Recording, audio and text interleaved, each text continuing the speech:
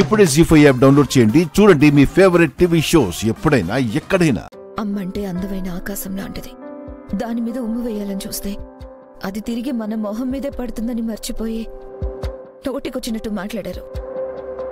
అసలు తప్పేంటో తెలియని వాళ్ళు, తప్పే చేయని వాళ్ళు మాత్రమే ఎదుటి వాళ్ళ తప్పులో వేలు పెట్టి చూపిస్తారు. కానీ విచిత్రమేంటో, తప్పులు చేసేవాళ్లు కూడా మీ అమ్మ తప్పు చేసిందని వేలు చూపించి వెక్కిరించారు. అది నాకే ఎంతో బాధగా అనిపించింది. కన్న కూతురువే, నువ్వెంత బాధపడుతున్నావో అర్థం చేసుకోగలను. వదినా,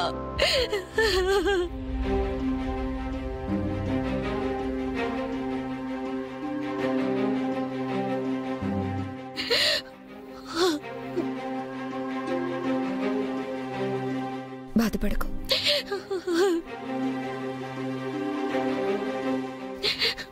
మా అమ్మ వదిన నన్ను 9 మాసాలు కని పెంచినమ్మ. ఆమెను పట్టుకొని ప్రతిసారి నేరస్తురాలు నేరస్తురాలు అంటుంటే అది విని నా గుండె భరించలేకపోతుంది. మా అమ్మని తిట్టిన ప్రతి ఒక్కరిని చంపేయాలన్నంత కోపం వస్తుంది. లేదా నిజం నిరూపించలేకపోతే చచ్చిపోవాలనేంత బాధ కలుగుతుంది. నా దగ్గర సాక్ష్యం లేదు కాబట్టి నా ముందే మా అమ్మని దూషించిన ఆక్రోశంతో అరవడం తప్ప వాళ్ళ నోర్లు మూయించలేకపోతున్నాను. నీ బాధను అర్థం చేసుకోగలను జగదాత్రి. కన్నవాళ్లను కంటి ముందే దూషిస్తూ ఉంటే ఎంత నరకమో తండ్రి లేని నాకు తెలుసు.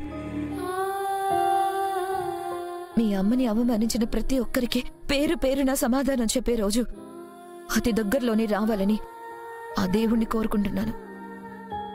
వస్తుంది, ఖచ్చితంగా వస్తుంది. మా అమ్మ నిర్దోషని నేను నిరూపిస్తాను. మా అమ్మ ఏ నేరం చేయలేదని ఈ సమాజానికి కనువిప్పు కలిగేలా చేస్తాను. అలా చెయ్యకపోతే నా పేరు జగదాత్రి కాదు.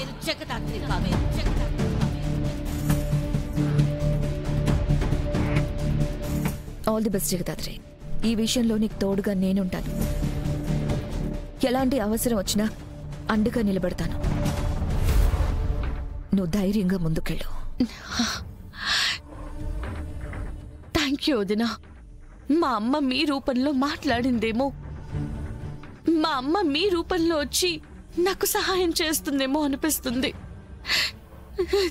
థ్యాంక్ యూ సో మచ్ వదినా.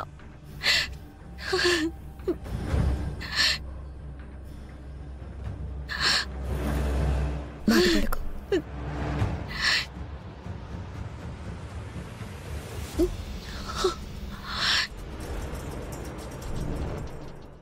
జీ5 యాప్ డౌన్లోడ్ చేసి అన్ని ఎపిసోడ్స్ పూర్తి ఉచితంగా చూడండి.